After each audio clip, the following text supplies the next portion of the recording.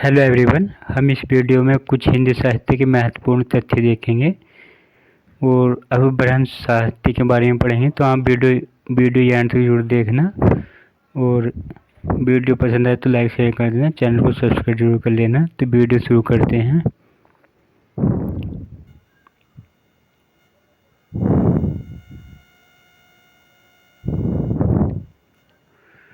महत्वपूर्ण तथ्य हैं ये। प्राकृतिक भाषा हिंदी का तात्पर्य है प्राकृतिक की रूढ़ियों में बहुत कुछ बंद हिंदी। तो प्राकृतिक भाषा हिंदी का तात्पर्य हो गया प्राकृतिक की रूढ़ियों में बहुत कुछ बंद हिंदी हो जाएगा इसका अर्थ। कवि विद्यापति ने दो प्रकार की भाषा का प्रयोग किया है। तो विद्यापति ने दो प्रकार की भाषा का प्रयोग किया है। कौन कौन सी ने किया है?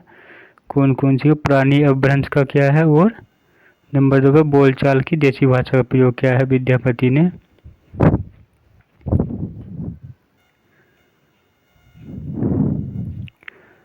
गाहा या गाथा कहने से प्राकृतक का बोध होता है। दोहा या दुहा कहने से अपभ्रंश या लोक प्रचलित काव्य भाषा का बोध होता है।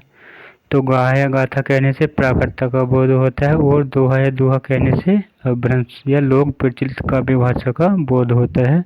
तो आप इन दोनों को याद कर लेना।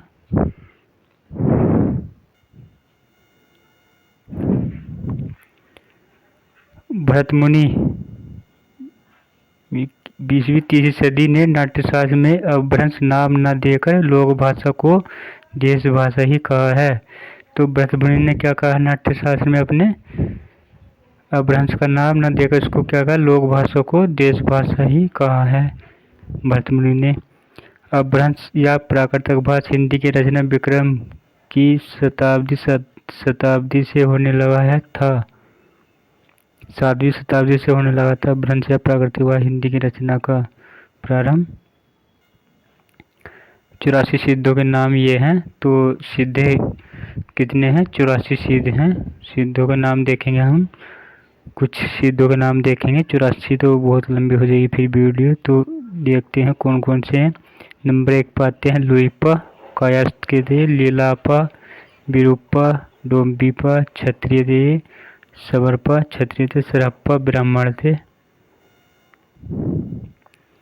कंकालीपा शूद्र थे, मीनपा मछुआ थे, गोरक्षापा चौरंगीपा राजकुमार थे, बेड़ापा राजकुमार, शांतिपा ब्राह्मण, तंतीपा चमारीपा चमत्कार थे। तो ये जो है 14 का नाम लिए हैं लेकिन 84 हैं ये सिद्धों के नाम जो हैं। सिद्धों में सबसे पुराने स्वर है सरोज बजरी भी नाम है। महासुखवाद का परिवर्तन ब्रजयान शाखा में हुआ है। तो महासुखवाद का परिवर्तन किस में हुआ है? ब्रजयान शाखा में हुआ है।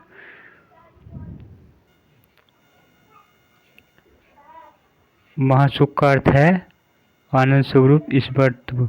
प्रज्ञा और उपाय के योग से इस महासुख दशा की प्राप्ति मानी गई है।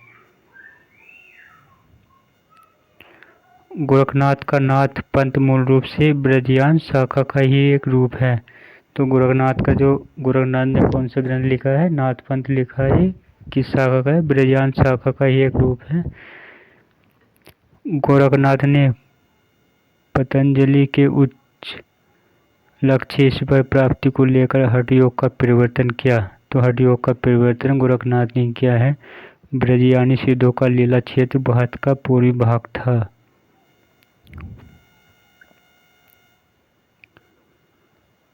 गोरखनाथ ने अपनी ग्रंथ का प्रचार देश के पश्चिम भागों में विशेषकर राजपूताने और पंजाब में किया है। नाथों की संख्या 9 माना गया है। तो सिद्धों की संख्या 84 थी, नाथों की संख्या कितनी है? 9 है। लोग इन्हें नवनाथ भी कहते हैं। गोरख सिद्धांत संग्रह में इनका नाम निम्न क्रम में बताया गया है। तो सबसे पहले जो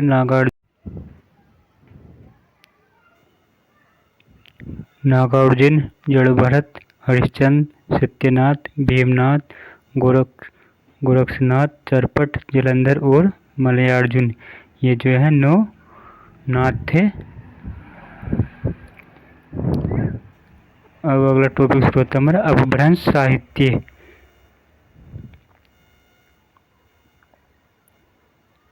अपभ्रंश साहित्य। डॉक्टर रामकुमार वर्मा ने अपभ्रंश भाषा के प्रथम कवि शिवशंभू को हिंदी का प्रथम कवि माना है। तो डॉक्टर रामकुमार वर्मा के अनुसार हिंदी का प्रथम कवि कौन है? अपभ्रंश भाषा के प्रथम कवि शिवशंभू को माना है। शिवशंभू 8वीं सदी 783 ईस्वी के आसपास विद्वान थे। कि ये शिवशंभू जो थे 8वीं सदी के आसपास के विद्वान थे। शिवशंभू को ही जैन परंपरा का भी प्रथम कवि माना जाता है। शिवशंभू को ही जैन परंपरा का प्रथम कवि माना जाता है। शिवशंभू के 3 ग्रंथ बताए गए हैं। तो इनके जो ग्रंथ हैं कौन कौन से हैं, ये कई परीक्षाओं में पूछे गए हैं। टीईटी पीजीटी के एग्जाम में जैसे नेट जीआरएफ में सही में पूछे जाते हैं। तो शिवशंभू के 3 ग्रंथ बताए जाते हैं। पौम चरयु हो जाएगा, नंबर 2 पे है निठड़ेमी चरऊ हो जाएगा, नंबर 3 पे शिवशंभू छंद। तो शिवशंभू के 3 ग्रंथ कौन कौन से हैं? पौम चरऊ, निठड़ेमी चरऊ, तो तीसरे नंबर पर शिवशंभू छंद हो जाएगा। ये कई परीक्षा में पूछे गए हैं। शिवशंभू को अपभ्रंश भाषा का वाल्मीकि तथा व्यास कहा जाता है। तो ये कई परीक्षा में पूछा गया शिवशंभू को किस कवि को वाल्मीकि अपभ्रंश का वाल्मीकि तथा व्यास कहा जाता है? तो शिवशंभू को कहा जाता है। आप याद रखना इसको।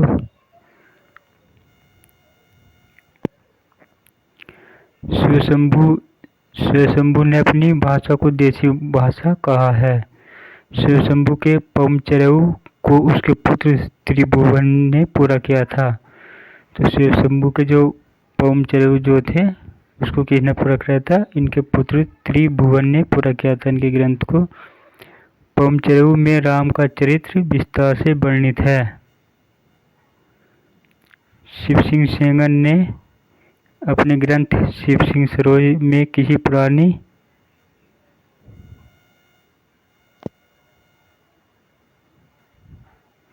पुरानी अनुश्रुति के आधार पर 7वीं शताब्दी के पुष्य पुंड कवि को हिंदी का प्रथम कवि माना है। तो शिव सिंह सेंगर ने जो अपने ग्रंथ के अनुसार किसको प्रथम कवि माना है? पुष्य पुंड को माना है इन्होंने, शिव सिंह सेंगर ने। लेकिन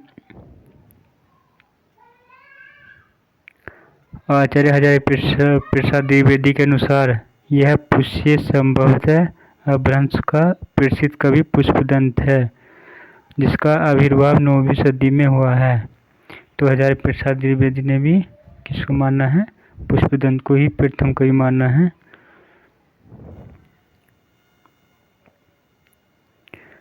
सर्वमान्य धारणा है कि पुष्यदंत का आविर्भाव 1972 ईस्वी 10वीं सदी में हुआ।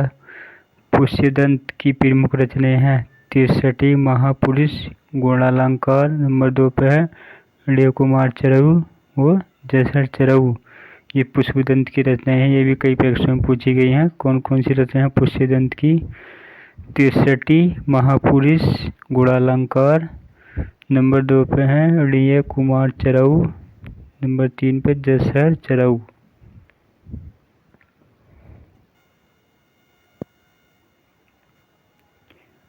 पुष्यदंत के 63 महापुरुष गुणालंकार को ही महापुराण नाम से जाना जाता है। महापुराण में 63 महापुरुषों का जीवन चरित्र वर्णित है। तो महापुराण में जो है 63 महापुरुषों का जीवन चरित्र वर्णित है। पुष्यदंत ने अपने चरित्र काव्यों में चौपाई छंद का प्रयोग किया है। तो ये भी परीक्षा में पूछा जाता है कि पुष्यदंत ने अपने चरित्र काव्यों में किस छंद का प्रयोग किया है? तो चौपाई छंद का प्रयोग किया है इन्होंने अपने छंद में। पुष्यदंत ने साहित्य की रचना विशुद्ध धार्मिक भाव से किया है। अपभ्रंश और अपभट्ट में चौपाई 15 मात्राओं का छंद था। पुष्यदंत को हिंदी का बहुवती कहा जाता है। तो पुष्यदंत को जो है हिंदी का बहुवती कहा जाता है, लेकिन वाल्मीकि तथा व्यास किसे कहा जाता है अपभ्रंश का?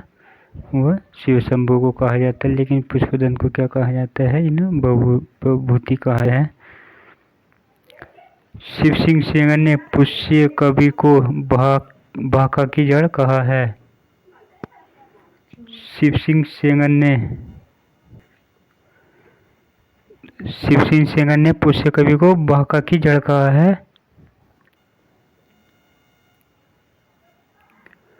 पुष्यदंत ने स्वयं को अभिमानी, मेरु, काव्य रत्नाकर, कविकुल तिलक आदि उपाधियों से विभूषित किया है। तो पुष्यदंत ने स्वयं को अभिमान, मेरु, काव्य रत्नाकर, कविकुल तिलक आदि उपाधियों से विभूषित किया है। हरिशेन ने अपनी धम्म परीक्षा में अपभ्रंश के 3 कवि माने हैं, चतुर्मुख, शिवशंभु और पुष्यदंत। तो हरिशेन ने अपनी धम्म परीक्षा में अपभ्रंश के 3 कवि माने हैं, चतुर्मुख होगी, नंबर 2 पर शिवशंभु और तीसरे पे पुष्यदंत होगी।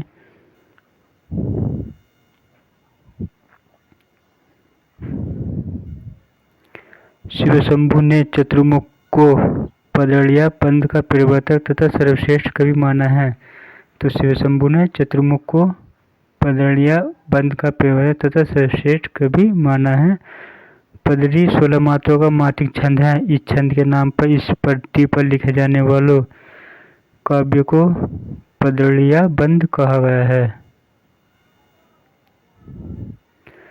पुष्यदंत मान्यखेट के प्रतापी राजा कर्ण के महामाती भीम के सभा कवि थे। धनपाल बाग के पतिराज मुंज के कवि तथा रतन थे, जिन्हें मुंज ने सरस्वती को उपाधि दी थी। अपभ्रंश के तीसरे प्रमुख कवि धनपाल ने 10वीं सदी में भविष्य कथा की रचना की। तो धनपाल ने 10वीं सदी में कौन से की रचना की थी? भविष्य कथा की रचना की थी इन्होंने।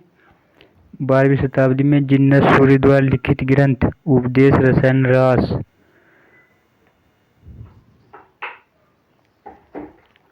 को जैन रास काव्य परंपरा का प्रथम कवि ग्रंथ माना जाता है।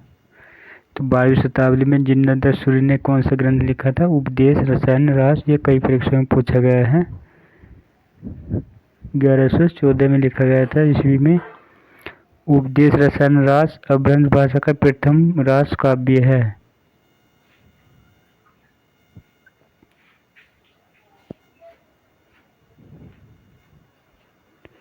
जैन राम काव्य परंपरा का प्रथम माना जाता है।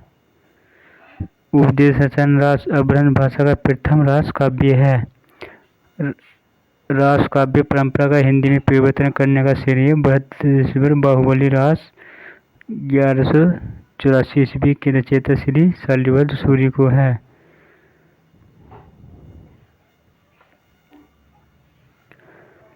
उपदेश रसायन रास 80 पदों का नृत्य गीत रासलीला काव्य है। अब्दुल रहमान द्वारा लिखित संदेश रासक पहला धर्मोत्तर रास ग्रंथ है।